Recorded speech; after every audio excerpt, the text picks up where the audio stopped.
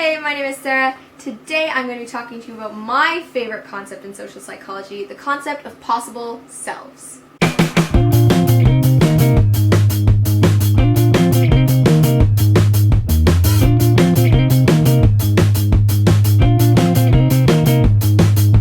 So before we dive right into that idea of possible selves, there's two words we have to define. The first one is self-concept.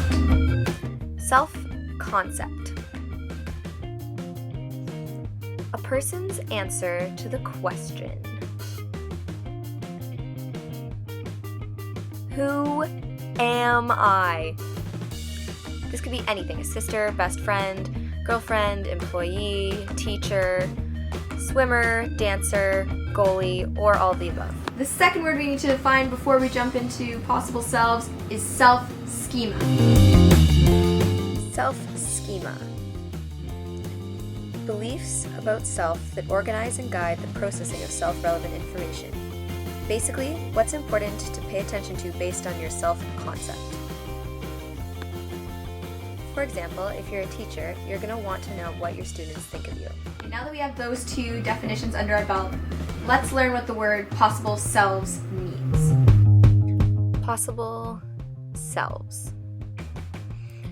Images of what we dream of or dread becoming in the future. So, there are two main kinds of possible selves. So let's have an example. We'll call her Julie, and we'll have her thinking about everything that she could become. First kind of possible self is the self we dream of becoming. So we use aspects of our self-concept and self-schema in order to create these dreams of what we want to be. Julie loves dance. She finds the dancer part of self-concept important. She might want to be a dancer. Or if she likes to be the boss or is competitive, maybe she'll become a businesswoman, and that's what she wants to be.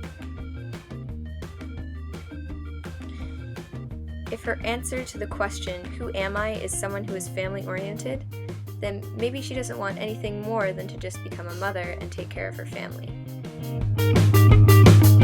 The second kind of possible self is the kind we dread becoming. What we dread becoming is also influenced by our self-concept and self-schema. So if Julie considers herself someone who is content, she might dread the idea of becoming someone who is sad or depressed. If she considers herself someone who is wealthy or successful, she might dread becoming homeless. Or maybe if she considers herself to be someone who is well-liked and social, then she might dread being someone who is constantly heartbroken or alone, sitting at a desk with only her work to keep her company. So we know the two kinds of possible selves. What is their use? Possible selves play a big part in motivation. They can help motivate us to create goals,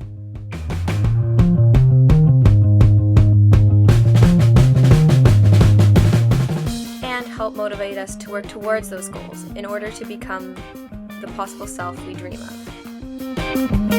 Lastly, I'm going to talk about the impact the possible selves might have on our current self-concept.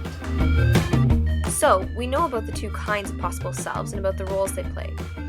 If we think about the possible self we dream of, it makes us happy. Of course, the opposite is also true. If there's something we dread becoming, the thought of becoming that thing would make us feel sad or even nervous. Back to motivation, self-concept, and possible selves. The problem is that if we create our possible selves so that there's only one ideal self that would fit into our self-concept, it creates a very narrow spectrum of goals and ambitions. Our current self can be changed to work towards this one goal. If we end up anywhere else, we could suffer from a major crisis. However, if we do achieve it, it will make us happy, although not necessarily any happier than had we achieved a goal within any other dimension.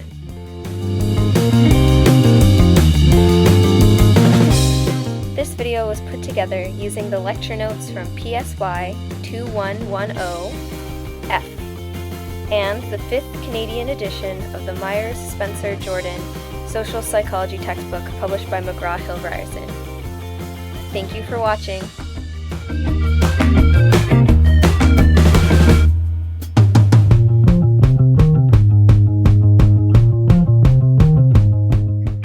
video was put together by Sarah D. That's my name, and that is my student number.